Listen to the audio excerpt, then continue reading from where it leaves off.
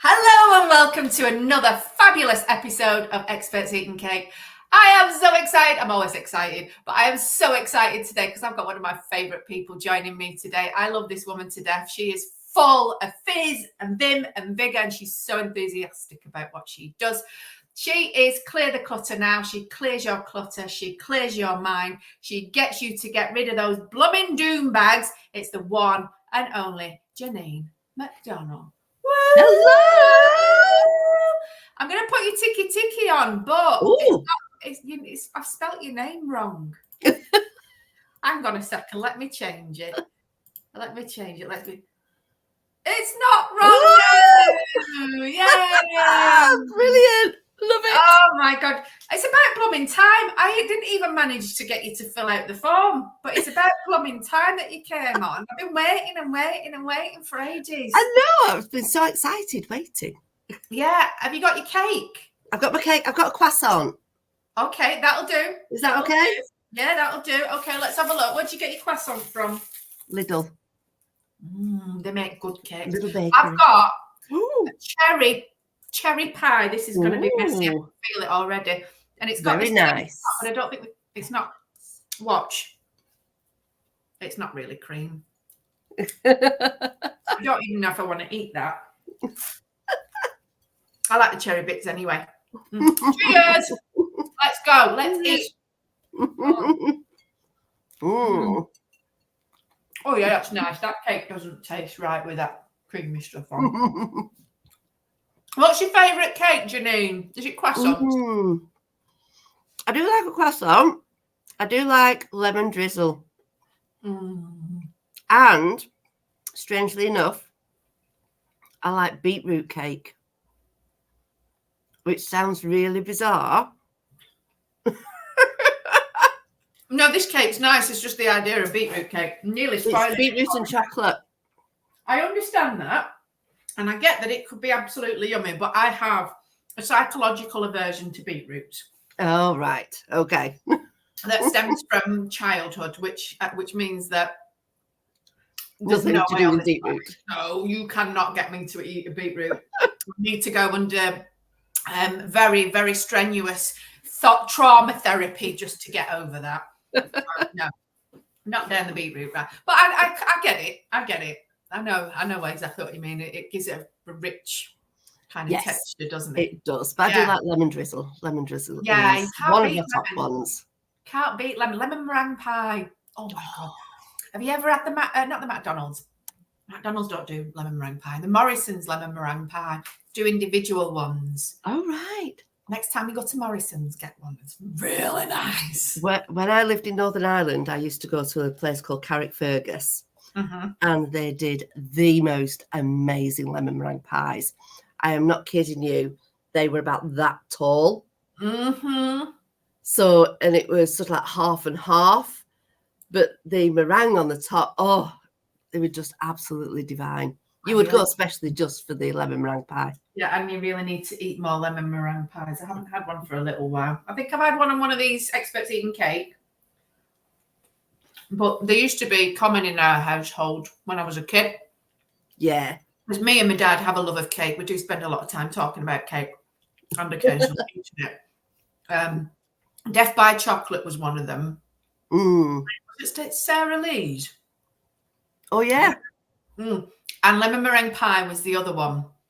And I don't know who made the good lemon meringue pie, but we did like lemon meringue pie. And Bavarian slice was the other one as well.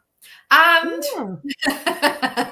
and one of them, I don't know what it was called, but it was a sponge cake and it had custard in the middle and then it had icing and toasted coconut on the top. Neither like coconut. No. You have a psychological aversion to coconut. Psychological aversion to coconut. Totally. Yeah. Oh. Yeah. Oh, it's nice actually. I like a cherry pie. I haven't got my cherries on either today. I've got my vodka bottles. Oh, well, it is Friday. No, it's Sunday. Sunday. Sorry, it's Sunday. Everybody always gets mixed up with that. It's Sunday today. You've missed a couple of days, Janine. Anyway, I've been all over the place this week. I know. And I'm so glad that you're on.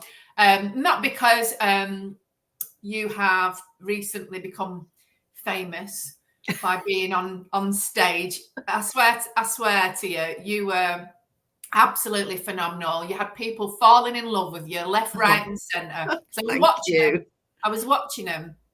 And they were like, oh my God, I want to be Janine's best friend. And I'm standing there going, I am. I am me and Janine. Yeah, we're like that. We are. And one of the things that I'm going to be eternally grateful for, we'll talk about this in a little bit, is your recommendation of a label maker. Oh, yes. Bought for Christmas. Oh, yeah, that's a posh one. That's like the one that you showed me. Similar one. Ooh. Well, my husband bought it for me. I know. See, mine's to hand. Mine's literally here. There we go. Oh, no. Yours is posh. I like yours. But mine matches the hair, so, you know. I like your one. There we go. We'll have to compare next time we see each other. I need a new tape for mine. I've run out. Yeah, my husband says, don't stand still because she'll end up putting a label on you. Well, you know, when I first got mine, my youngest, bearing in mind she'd have probably been 10 then, we've still got labels on the doors of like whose bedroom it was and the cutlery drawer and I have a cupboard and the snacks are on the top shelf. Mm-hmm. But it used to lean. So she actually taped out a label that was the Leaning Tower of Snacks. I love it. It's still there. Yeah. Oh, it's brilliant. I need to come round to your house one day and have a look at all these labels. Get some hints and tips. So yeah, I do love a label. We have definitely bonded over our love of decluttering and minimalism and making space and making things feel good. And it's a conversation that we have on a regular basis, amongst other things, because it is. You've got a wicked sense of humour, and I just love talking to you all the time. Actually, you sent me a picture the other day to put in the magazine. I did.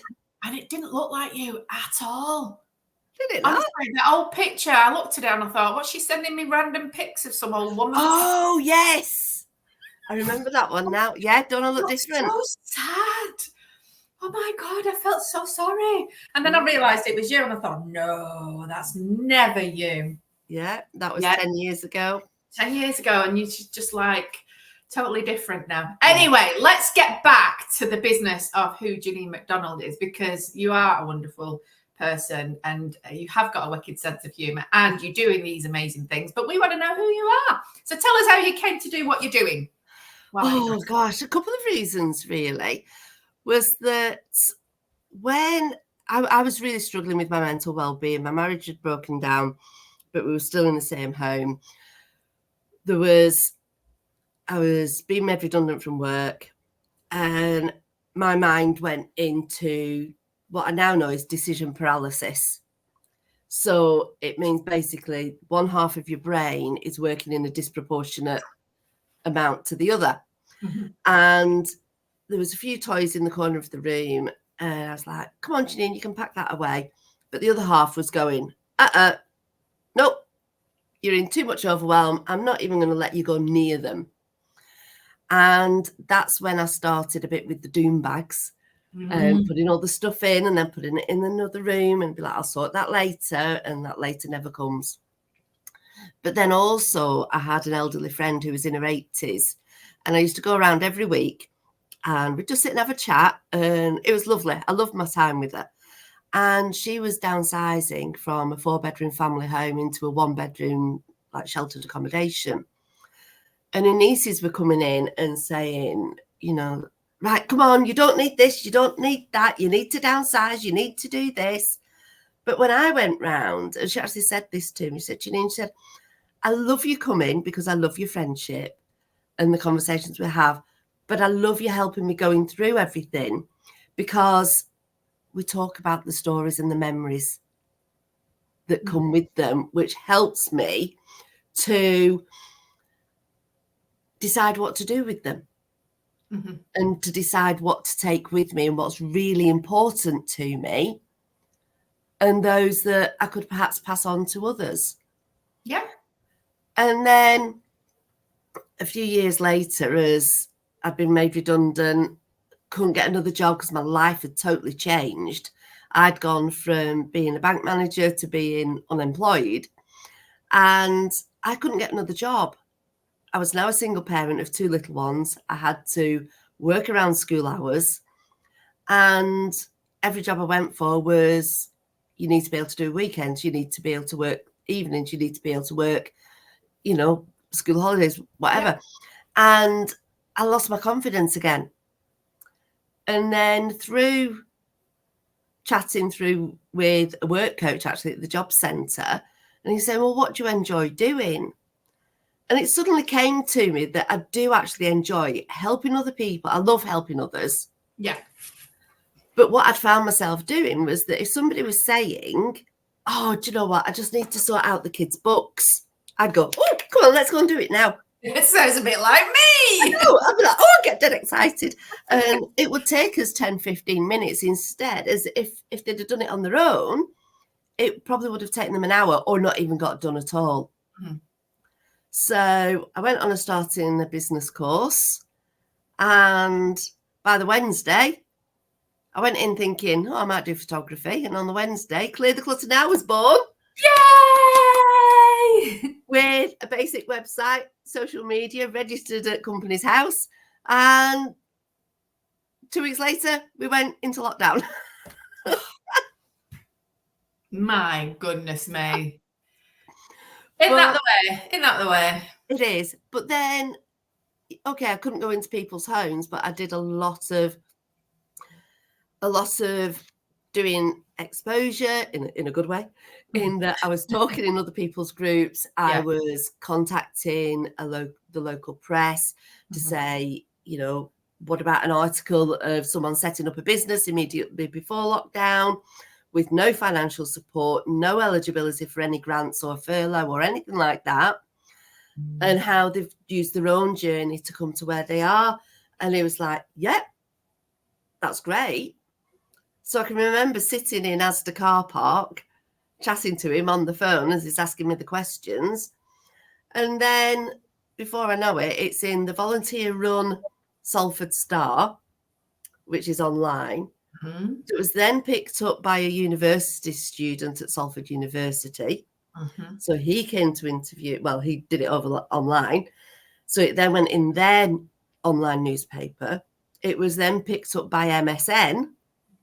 And it was then picked up by the World News. Oh my God. So it has a trigger effect from just that very first phone call, sat on Asda car park thinking, what on earth have I done? Started a business and straight into lockdown. It's a fabulous story. And I think everybody at that point in time were like, things were just falling down around our ears. And it was a very real point of connection that a lot of people could relate to, especially at that point when they actually sat down and had a look at their lives. It was like, well, we're all in it together now. Yeah. And I think as well on social media, it was very much two camps. So it was either two adults in the house, both on furlough, so not having to work, but still having the income. Mm-hmm. Then they had children, but under school age, so they weren't having to do the schoolwork. Mm-hmm.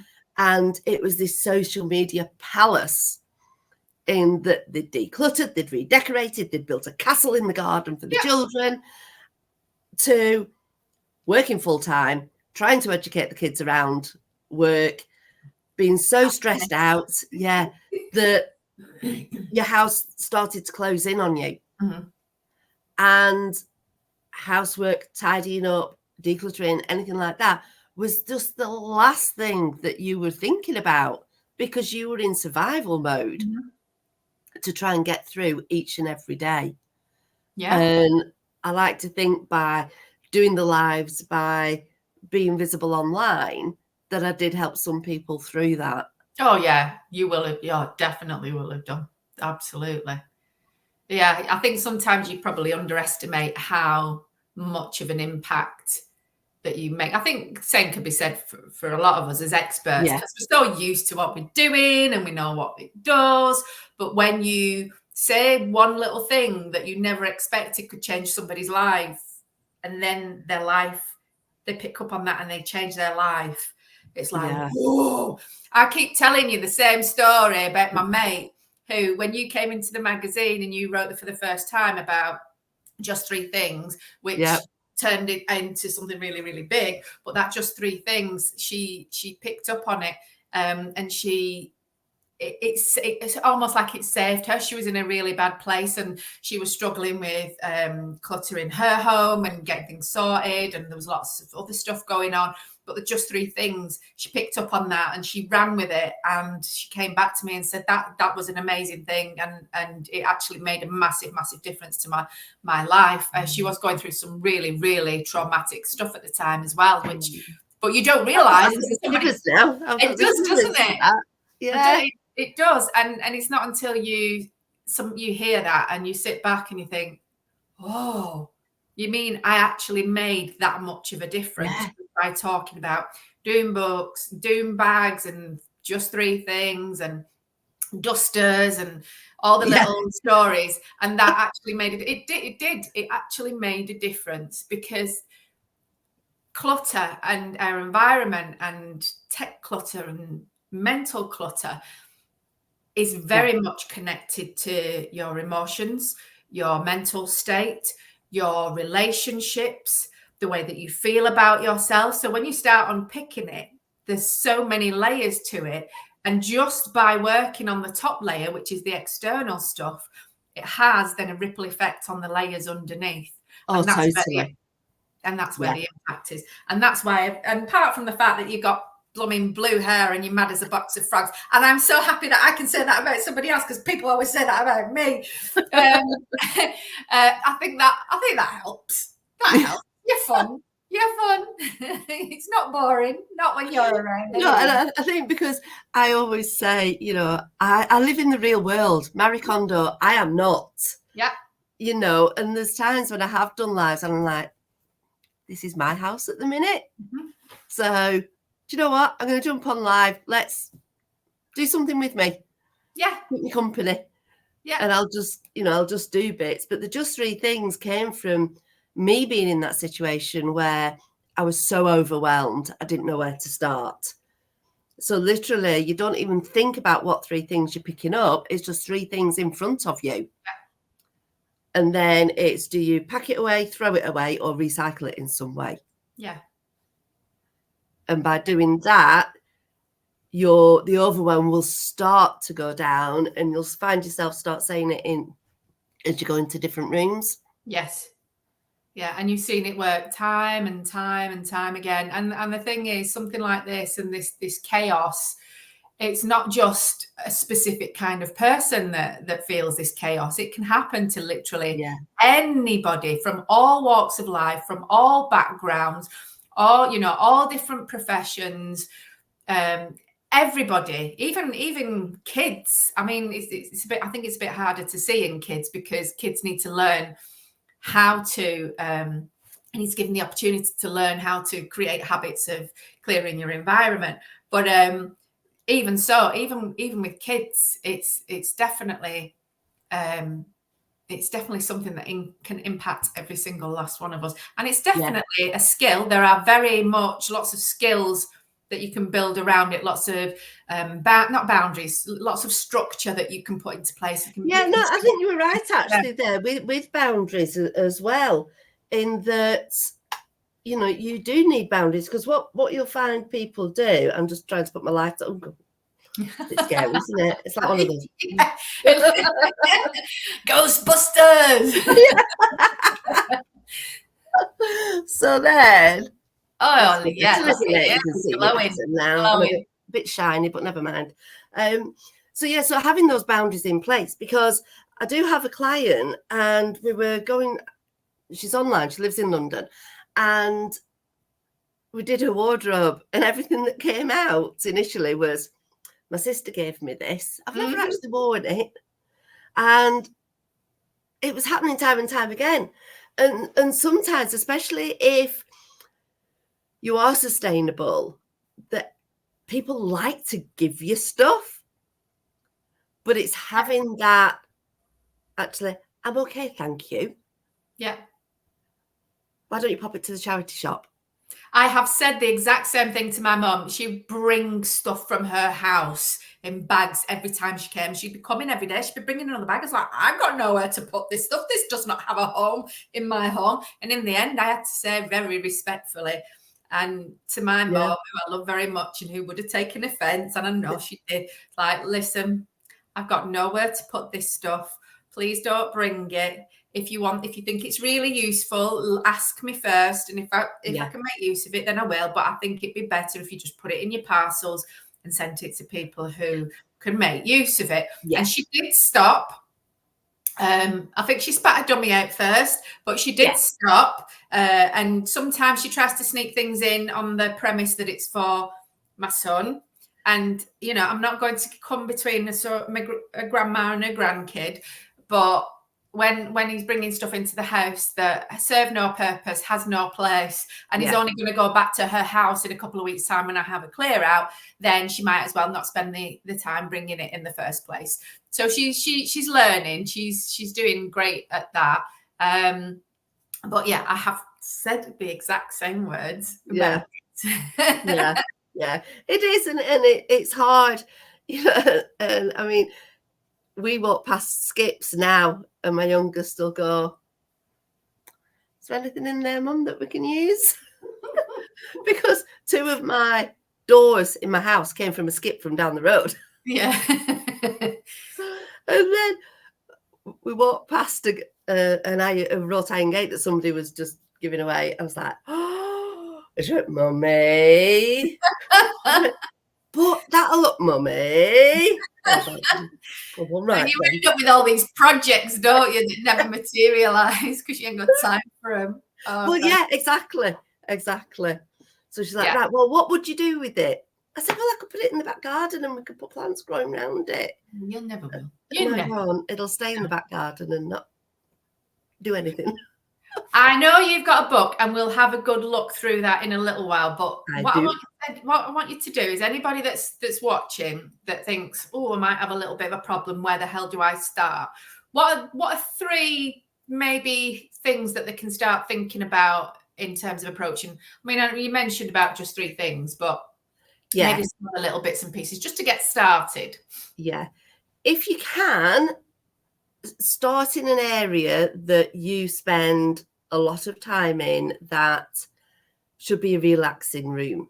So your bedroom or your lounge if you're watching TV in an evening, and start off, if it's in the lounge, that the stuff that's in your peripheral vision, stuff that's straight in front and the stuff that's at the sides, because having stuff there, it tells your brain that you've not finished for the day and that you can't relax. There's still decisions to be made. Yeah. If it's your bedroom, try and make sure that your floors are clear, because floor drub is an official term in the Oxford English Dictionary now. Yeah, I've been throwing that one at my son recently. Yeah. Do not have a floor drobe. We have given you a wardrobe. Put it in the wardrobe, not the floor drobe. Yeah. So by having a clearer bedroom gives you a better quality of sleep, and you wake up in a more positive mood as well. So there's got a lot of mental health well-being there.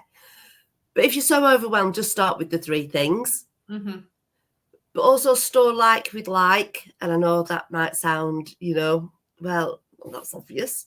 But, how many hair bubbles do you find all around the house?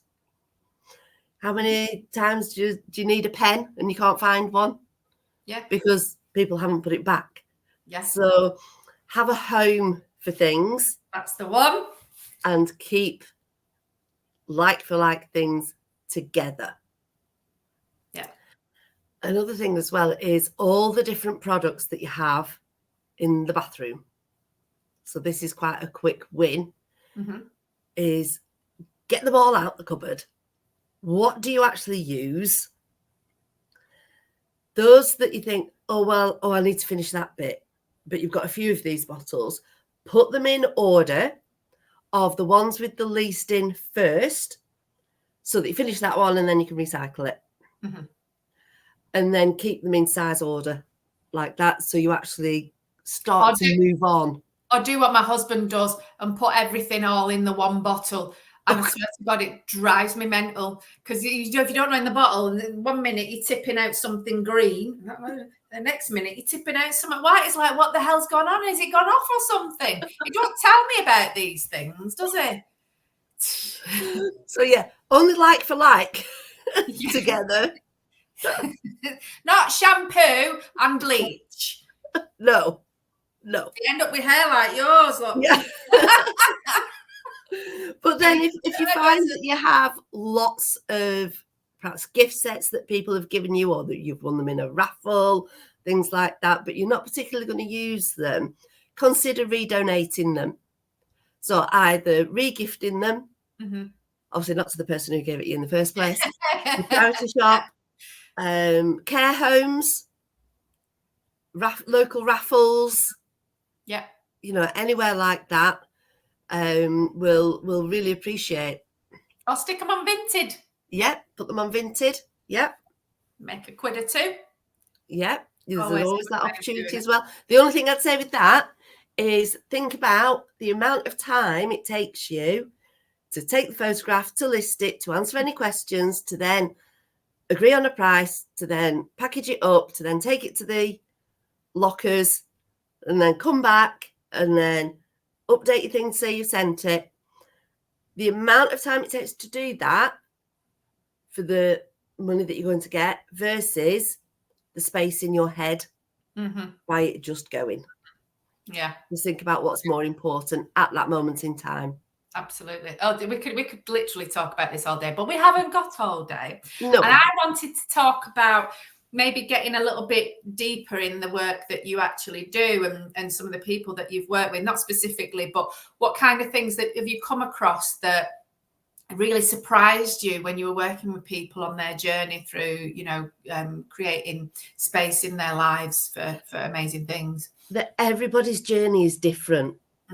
Everybody's journey is different, and that something from childhood has such a massive impact later in life around possessions and belongings and material things.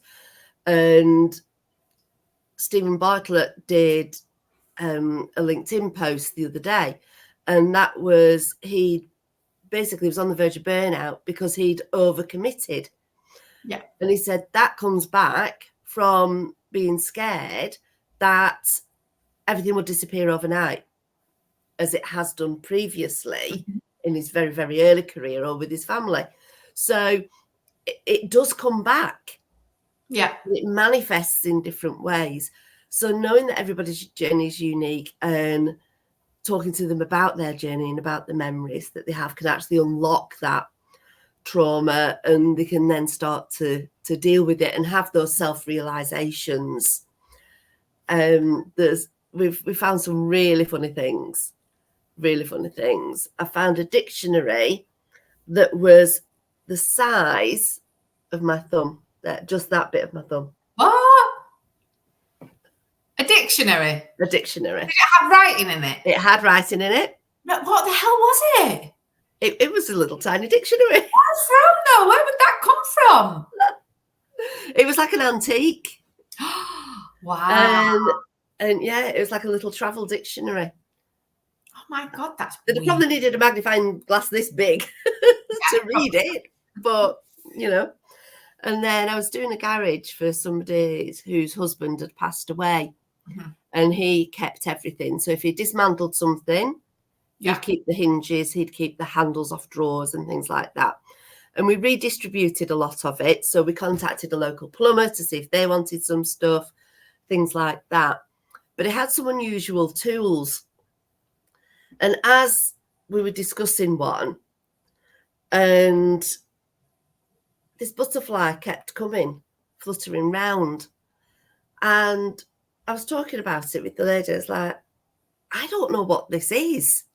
And I was trying to look it up online and everything. Anyway, the butterfly landed on me, on my arm. Yeah. And then fluttered near her and then came back to me. And it stayed with me for ages. And then it sat on the little tool that we'd found. And I looked at her and she looked at me and we were just like, we need to keep this. this is a sign from him to say that it was important to me. I want you to keep it. So what I suggested she did was perhaps frame it in a box frame and even hang it at the back door going into the garage. Oh, cool. You know, it's just to say, I'm here. Did you ever find out what it was then? No, I didn't. Wouldn't it have been weird if she'd have taken it to like the Antiques Roadshow or something? It'd be worth like £500,000. No. Can you imagine? It's a bit like Del Boy with his watch. That'd have been so cool. I bet you wish that sometimes that you get the opportunity to do that, don't you? Actually find things that are worth. It's like treasure, isn't it? Yeah, that'd be amazing. I have helped somebody with their wardrobes, and they took things to the charity shop, and then I went back the next time, and she was like, "I bought this dress that I saw in the charity shop. I really, really liked it." We're all she bought one back that she'd actually donated. Oh. Didn't realise till she got home, and then she was like, "But I donated that because I'd not actually worn it." Did she make a point of wearing it after that? No, she took it back to the charity shop. She paid for it and then she took it back again. It's easily done though, especially if you've got a lot of clothes that you've got rid of, and then you're like, like little magpie. Ooh, and then and clothes actually holds a lot of emotion as well. Oh gosh, yeah, all dopamine dressing. I don't dress for anything other than keeping warm and dopamine. That's it. That's the only reason that I would. My stuff, it's like I've got to love it for some reason. If I don't love it, then it's just not going to get worn. What have I got on today? I've got this. Oh, I like that. Yeah, I bought it from Debbie Lynn's shop before she closed it down. Very nice. Very nice. I've got I don't know if you can see it. I've got my work one on today. Woohoo! Oh yeah, turn it up. Anyway, so we've talked quite a lot about the kind of things that you work with and how people can actually get started if they've got an issue or an area where it's getting on top of them, let's say, because it can do that. But you have many more hints and tips and tricks up your sleeve, and you have put it all in a book. I have. And I can see it there right behind you. Come on, let's have a little look through the book. Let's have a little recce. What have we got in there? Right, let's do this one. Okay. So it's Clear the Clutter Now. Streamline your life by doing just 3 things. Yay! Okay, so nice matching of the hair there. Yeah. And in it, it's got so many different things. We've got bits about breaking it down into smaller tasks. Mm-hmm. We've got help I need to declutter. Yeah. And that you can, but just not all at once, because that's unrealistic. Yeah. And then there's about the stages of the clutter cycle. Ooh. How you feel. Are you in denial? Ooh. Are you in acceptance? I think I might be I've got to admit, I haven't bought your book yet. I'm really sorry, but I love it so much that I'm going to put it on my wish list, and then I'm going to send my wish list to everybody so that they know that my birthday is coming up. And that by the time this is out, I'll probably have it. So we're good. And then what the feelings are around clutter. Mm-hmm. But then it also gives you a lot of, do you recognize any of them? How do you feel? Yeah. So it's a bit of a journal as well. Breaking it down into smaller tasks. Doom bags, we've got a doom bag page, but it's also about celebrating as well. So in here you've got a page of doom bags. Mm-hmm. So when you've finished one, color it in or write a number in it, do whatever you want, and celebrate that you've done it. And then how are you going to celebrate? Tell us more about the doom bags. Tell us, because once people hear this, they will know exactly what you mean. Come on, tell us about the doom bag. What's the doom bag? Yeah, the doom bag, I haven't got a bag. The doom bag is literally where someone's coming, they're like, "Hi, you're right, I'm just passing the end of your road. Have you got time? Can I pop in for a coffee?" Okay. So literally you get a bag, you run around and clear everything into a bag from the surfaces, and you go and put it in the other room. And the doom bag actually stands for didn't organise, only moved. Mm-hmm. I have a doom bag. I don't have a lot of doom bags. I don't generally have them because I tend to kind of clean as I go. That's one thing that I picked up from my dad from when I was a kid, clean as you go. But I do have a car doom bag. So every so often when the car just gets a little bit too messy, because you got like 9 and 10-year-olds in the back of the car and they decide to leave everything that they've got going on in the back of the car. Every so often I'll go in the car and I get a carrier bag. Everything that I find, literally everything, every piece of paper, every bottle, everything, whether it's useful or not, whether it goes in the bin or not, it goes into this doom bag, and then I put it away so that I sort it out later. So I literally just move it out of the car. But go on. So carry on. So, before you know it, you've got loads of these things, and you can, your room or your garage becomes a little bit like Monica's closet in Friends, where it's just full, and you open the door and it's like, But what happens is, even though the stuff's in those bags and you've put it out of sight, it's not out of mind. It's still in your subconscious. So when you're walking past the room, it'll be like, oh yeah, that's full of stuff. So it's about celebrating the success in emptying one. But then also if emptying one's too much, because let's face it, a doom bag is probably full of all random small stuff that takes a long time to go through, just pick 3 things. Or just say, right, I'm going to set a timer now, 10 minutes, let me see what I can pack away. And then you almost become in competition with yourself to see if you can do it within that time. Fabulous. So how can people get your book? I'm going to drop the links down below in the description.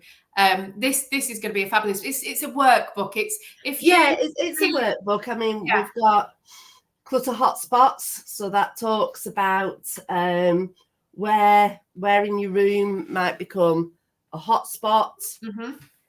Like your chair. So we've got how to celebrate. There's quotes in there. We've got checklists. Love me a checklist. Love them. We've even got a word search in there as well, all about decluttering.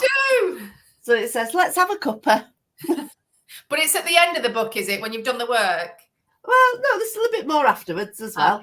But yeah, it's like you've got a room by room checklist. So you can actually circle your clutter hotspots as well if you want. And by I mean, you might already know where they are. Might be down the side of the sofa. But by putting a circle on here, you become more conscious of that. And are more likely to then take action on it. And as we were talking before about selling things, there's a selling tracker in there as well. So that it says everything. I know it. Everything. It's amazing. So it's available on Amazon. Amazon do change the prices, so I never know how much it's going to be. But the maximum it will ever be is $14.99. Oh, nice. So and worth every penny. I mean, if you can, even if you end up, decluttering, finding a few items that you sell on, they could potentially just pay for itself and more anyway. Oh, totally, yeah. And not in fact, somebody bought the book, and the following week, she sent me a message and she said, if you came to my house even before I got the book, you wouldn't think it was cluttered. However, everything was in cupboards. She said, I've been going through them. Since I've got your book, I've gone through them, and so far I've raised £400. Get in, money maker. Yeah, exactly. Oh my God, that's brilliant. So anybody can buy the book, but if somebody wanted to work with you further, they think, oh, that Janine, I could really do with her. She could really come to my house and help me with this, because it's a real problem. It's starting to get to me now. How do you work? How does that work? So I do one-to-one sessions, which is like a coaching session. So I'm very hands-on. So I can come into your home and support you, or I can do it online like this. And you pop your phone up somewhere. I'll tell you when your phone falls over, because I just tend to go, I've fallen over. Can you stand me back up again, please? This little voice coming from somewhere. And then I also offer a 4-week course. Well, I'm saying course. It's again, we do the do. So it's going to be activating to autumn. So it's a week looking at decluttering your home, Mm-hmm. A week at decluttering your head. Yep. A week at decluttering and looking after your heart, so abundance-wise, rather than actual heart. Yep. And also wealth. Yep. Because by having clutter in certain areas of your home can block wealth coming in as well. Absolutely. And by the end of it, everybody will literally got rid of everything in their house, waiting for the money to come in. So that's a 4-week thing that's coming up in the autumn. Yeah. We'll put the details and the dates and everything in the description. What's the price on that one? What's the price point on that one? The price at the moment is $299. Okay. And you basically get it through 4 weeks, and over 4 weeks you do all sorts of so we'll do the physical decluttering, I'll have guest speakers in, and we'll look at perception, we'll look at how you look at yourself inside as well, and how clearing all the different things can help move your life forward in work, in pleasure, in social, and ultimately loving yourself as much as it deserves. Yeah, that's the crux of it. Really, it is a form of self-care and self-love. Oh, totally. What kind of people does this really kick ass for? So the 4-week course is great for families. By coming in, if the kids are there, I get them involved as well. Yeah. Always good. The home element. Union helpers, yeah. Yeah, especially for the home element. I get the kids helping. I get the partners helping as well. And even though people say, oh, well, they never do anything to help me. Even if I ask, I go, watch this. And I will get them to do things. So that's mainly for families, or, it can be even if you're on your own and you're overwhelmed with the amount of stuff that you have as well. But then for CEOs and executives, I've got an executive package. Yeah. And that is a day where I come in, we get stuff sorted so that it makes you more efficient, more creative, more productive, more open to receiving abundance, and you get your shizzle done. Absolutely. It's a great investment, I think, for CEOs, especially if they're working from home. I myself work from home. I know a lot of the people that I connect with, or my mates and my biz buddies and stuff, a lot of them work from home, and quite a lot of them, I'm not singling any group of people out, but I work with a lot of neurospicy people who have ADHD or other disorders and issues that they have to contend with, and this can be quite a life-changing thing for them, not just in their lives but also in their businesses as well. So for them, totally. It's absolutely an investment, because it releases quite a lot so that they can actually move on with their business, because the clutter around them quite often clutters up their head, and that's the last thing that they need. Yeah, and it's like, my business motto is clear home, clear head, clear heart. It has such an impact on every single area of your life. Yeah, it's unbelievable.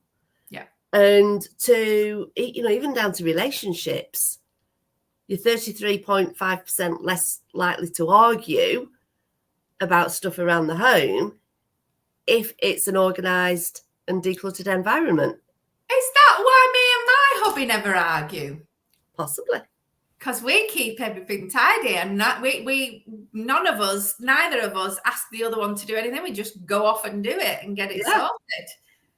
Yeah.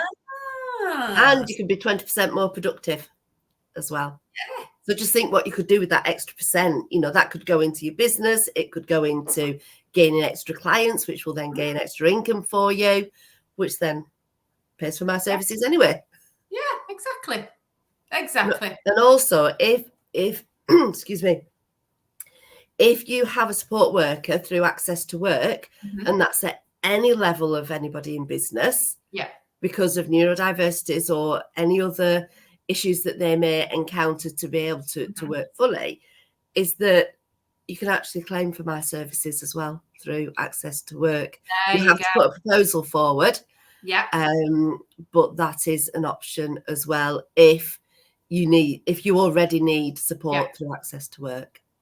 Fabulous. Oh my gosh. So you are a total treasure, because everybody needs a Janine. Everybody needs a Janine. Absolutely. I can't wait for everybody to see this, because I think, so many people could benefit from your expertise. Right. I've got one last question. Go on. I think I've had a big grin on my face the whole session. Well, that's what happens when you eat cake right at the beginning. That's why I eat cake for breakfast. Right. Yeah. Not every day, but sometimes. I think it's croissants are like breakfast cakes anyway, aren't they? Yeah. Pastries, they're all right. Not cherry cake so much. So I've got one last random question. If you had a month off and you were paid, all your bills are paid in that month, and you could go anywhere in the world and do anything and have a holiday, what would that look like?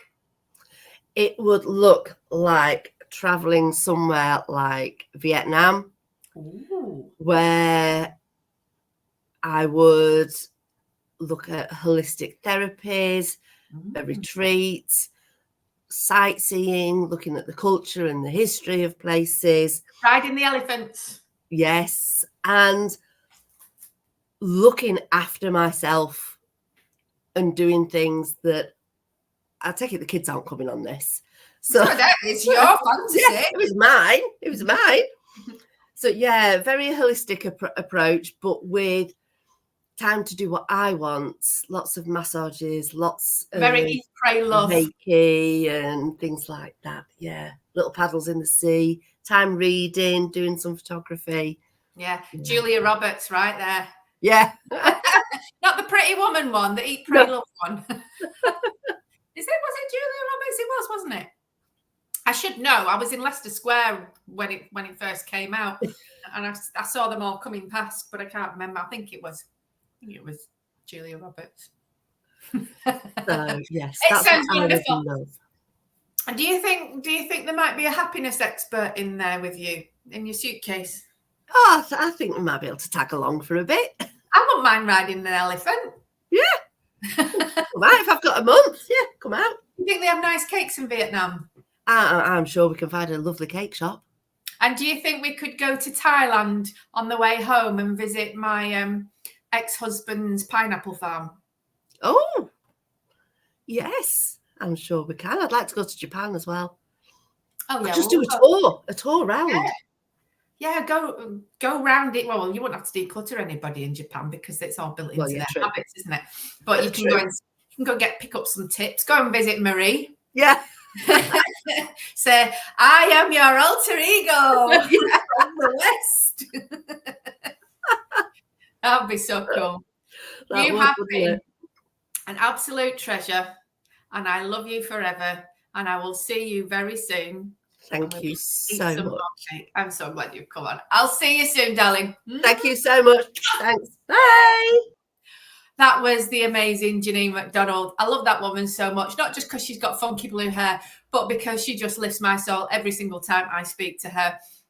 And talking about friends and talking about lifting souls, the Happy Business Express is coming again. We've got some amazing people coming along and writing in the Happy Business Express, telling you all about the kind of things that make them happy and all the lovely stuff that creates their happy businesses as well. Janine's been in it a few times. Have you? Did you know that you could be a writer in the Happy Business Express? So if you're a small business owner who's heart-led, who wants to go out there and make new friends in the community, then this might be for you. All you need to do is get on my writers list, scribble a few words, and your lovely smiley face will appear in the next issue. So I'll pop the link below. If you fancy it, just hit me up, get on that list, and we'll see you very, very soon.